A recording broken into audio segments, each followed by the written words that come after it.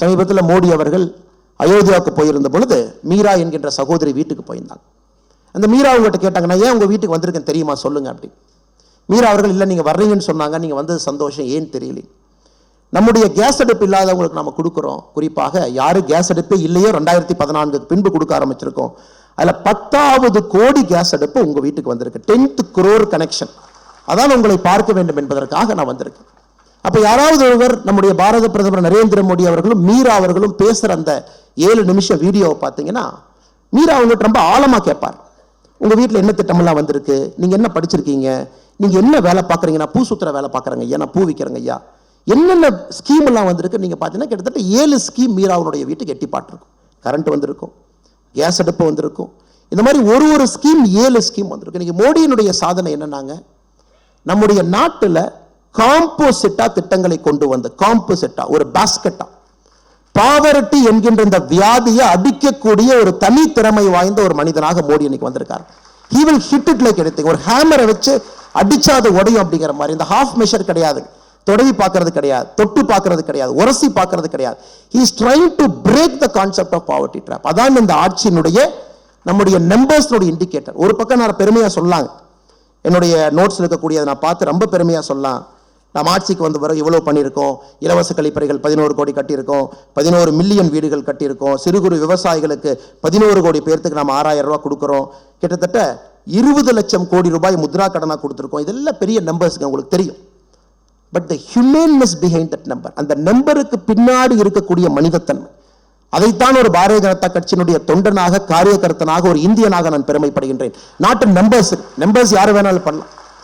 அந்த நம்பர்ஸுக்கு பின்னாடி இருக்கக்கூடிய ஹியூமனிட்டி, ஹியூமன்னஸ், ஒரு பாவர்ட்டியை நம்முடைய சமகாலத்திலே அடித்து ஒழிக்க முடியும் என்பதை காட்டியிருக்காங்க. எனக்கு ஒன்றும் சசிதரூர் பேசினாங்க, 1980 காங்கிரஸ் ஒரே கோஷம் எல்லா தேர்தல், ரொட்டி கப்படா மக்கான், தொடர்ச்சியா பேசுவாங்க. இது நாங்கள் ரோடு போடுவோம், சாப்பாடு கொடுப்போம், வீடு கொடுப்போம். 1980 80 பேசினாங்க, 90 பேசினாங்க, 2000 பேசினாங்க, 2010 பேசினாங்க. காங்கிரசினுடைய தோல்வி என்பது ஒரு வறுமை என்பதை எப்படி அதிலிருந்து மக்களை காப்பாற்றுவது என்கின்ற சிந்தனை இல்லாமல் ஆட்சி பண்ணிக்கிட்டு இருந்தாங்க. வேறு தலைவர்கள் தொட்டு பார்த்தாங்க, தொடவி பார்த்தாங்க. இது நம்முடைய 9 ஆண்டு காலத்தினுடைய மிக மிக முக்கியமான ஒரு சாதனையாக உங்கள் முன்னால் நான் வைக்க விரும்புகின்றேன். அதே நேரத்தில் இரண்டாவது பார்த்தீங்கன்னா, மோடினா கேரண்டி. யாராவது ஒருத்தர் உங்களுக்கு நேரம் இருக்கு, 2019 நம்முடைய மேனிஃபெஸ்டோ நேரம் இருந்தால் நீங்க படிச்சு பார்க்கணும். நான் சேலஞ்ச் பண்றேன். திராவிட முன்னேற்ற கழகத்தினுடைய காப்பி 511 வாக்குறுதி நீங்க எடுத்துக்கங்க. 2019 பாரதிய ஜனதா கட்சியினுடைய மேனிஃபெஸ்டோ எடுத்துங்க. பாரதிய ஜனதா கட்சியினுடைய மேனிஃபெஸ்டோ இஸ் வெரி டெக்னிக்கலுங்க, அவ்வளோ சர்ஃபேஸ் மேனிஃபெஸ்டோ இல்லைங்க. டைம்ல பார்த்தீங்கன்னா அரசியல் கட்சிகள் சர்ஃபேஸ்ல எழுதுவாங்க. நாங்க வந்தா பாவர்ட்டியை ஒழிப்போம், வேர் இஸ் த நம்பர். நாங்க வந்தா பழங்குடியை பண்ணுவோம், வேர் இஸ் த நம்பர். நாங்க வந்தா விவசாயிகளுடைய வருமானத்தை பெருக்கும், இல்லைங்க. நம்ம மேனிஃபெஸ்டோ மட்டும்தான் இந்தியன் ஹிஸ்டரியில நீங்க எந்த மேனிஃபெஸ்டோ எடுத்து பார்த்துக்கும், இல்லைங்க. நம்ம மேனிஃபெஸ்டோ மட்டும்தான் இந்தியன் ஹிஸ்டரியில நீங்க எந்த மேனிஃபெஸ்டோ எடுத்து பார்த்தா நம்முடைய மேனிஃபெஸ்டோவை நீங்கள் எடுத்து படிக்க வேண்டும் என்று நான் அறிவுறுத்துகின்றேன். அதில் பார்த்தீங்கன்னா ரொம்ப ஸ்பெசிஃபிக்கா சொல்லியிருப்போம். இதுவரை மீனவர்கள் நலனுக்கு அக்கறையே காட்டல, நம்ம காட்டுவோம். நம்ம ஆட்சிக்கு வந்தவுடன் மத்திய சம்பத்த யோஜனா 10,000 கோடி ரூபாய் நேரடியாக ஒதுக்கீடு செய்யும். ஆட்சிக்கு வந்த பிறகு மீன்வளத்துறைக்கு புதிதாக ஒரு அமைச்சகத்தை உருவாக்கி செஞ்சிருக்கும். அதே போல சும்மா சொல்லிங்க, ஒரு வீட்டுக்கும் 2024 டிசம்பர் 31 முடிவதற்குள்ள ஜல்ஜீவன் திட்டத்தில் லாஸ்ட் ஹவுஸுக்கு பைப்ல தண்ணி கொண்டு போய் கொடுப்போம். நம்ம ஆட்சிக்கு வரும்பொழுது 2014 2019 அறிவிச்ச திட்டம் 2019 ஆட்சியில் நம்ம அறிவிக்கிறோம். நம்ம அறிவிக்கும் பொழுது வெறும் 17% வீடுகளுக்கு இந்தியாவில் பைப்ல தண்ணி வந்துச்சு. இன்னைக்கு we have reached 73%. we are on track to hit the target. 73% நம்ம கொண்டு வந்திருக்கோம். எல்லாமே இண்டிகேட்டர்ஸ், நம்பர்ஸ், பெர்ஃபார்மன்ஸ். பழங்குடியினருக்கு அரசியல் அங்கீகாரம் மற்றும் பொருளாதார மேம்பாடு. இந்தியாவுடைய முதல் பழங்குடி இனத்திலிருந்து ஜனாதிபதி அம்மா திரௌபதி முர்மு அவங்க வந்திருக்கிறாங்க. அரசியல் அங்கீகாரம், the number 1 citizen of our country.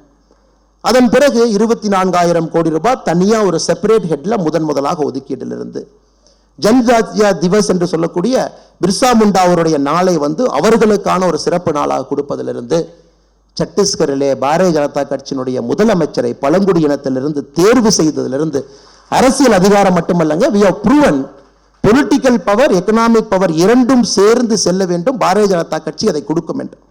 பாராளுமன்றத்திலும் சட்டமன்றத்திலும் பெண்களுக்கு 33% ஒதுக்கீடு மேஜர் மேனிஃபெஸ்டோ ப்ராமிஸ் செய்திருக்கின்றோம். 10,000 புதிய விவசாயிகள் உற்பத்தி நிறுவனங்கள் உருவாக்குவோம். 2023 ஜூலை மாசத்துல 10,001வது FPO நம்ம முடிச்சு காட்டிட்டோம். ஓபன் டெஃபிகேஷன் ஃப்ரீ ஸ்டேட்டஸ் பெற்றிருக்கின்றோம். இஸ்லாமிய பெண்கள் பாதுகாப்புக்கு ட்ரிபிள் தலாக், பெட்ரோல்ல 10% எத்தனால் கலப்பு, இன்னைக்கு 17% ரீச் ஆயிருக்கிறோங்க. சிறு குறு விவசாயிகளுக்கு பென்ஷன் திட்டம் செப்டம்பர் 2010 கொண்டு வந்திருக்கும். நீர் மேலாண்மைக்கு தனி அமைச்சகம், ஆர்டிகல் 320, அயோத்தியா ராமர் கோவில்.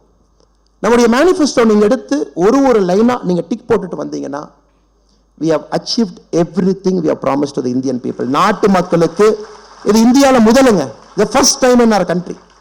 நாட்டு மக்களுக்கு முதலாக ஒரு ஆட்சி தான் சொல்லியதை 5 ஆண்டுகளிலே செய்து காட்ட முடியும் என்று காட்டியிருக்கின்றோம்.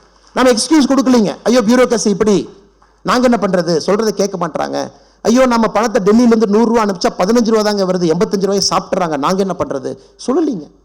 ஐயோ இந்த நாட்டில் கரப்ஷன் அதிகம், நம்மளால செய்ய முடியல சொல்லலீங்க. பொலிட்டிக்கல் இன்ஸ்டபிலிட்டி இருக்கு. 5 வருஷத்துல கிட்டத்தட்ட எல்லா மாநிலங்களும் எலெக்ஷன் சைக்கிள்ல மாட்டி வெளியே வருது, நம்ம சொல்லலீங்க. ஒரு எலெக்ஷன் சைக்கிள் கிட்டத்தட்ட 6 மாத காலம் அரசு இயந்திரங்கள் ஸ்தம்பிச்சு நிற்கிறாங்க. அதனால் நம்முடைய டெவலப்மெண்ட் பின்னாடி போகுது. எந்த காரணமும் எந்த எக்ஸ்கியூஸும் கொடுக்காம ஒரு ப்ரூவன் கவர்மெண்ட், ஒரு ப்ரூவன் பெர்ஃபார்மர் செய்து காட்டியிருக்கின்றோம். மனது வைத்தால் நம்முடைய நாட்டிலே நம்மால் செய்ய முடியும் என்று.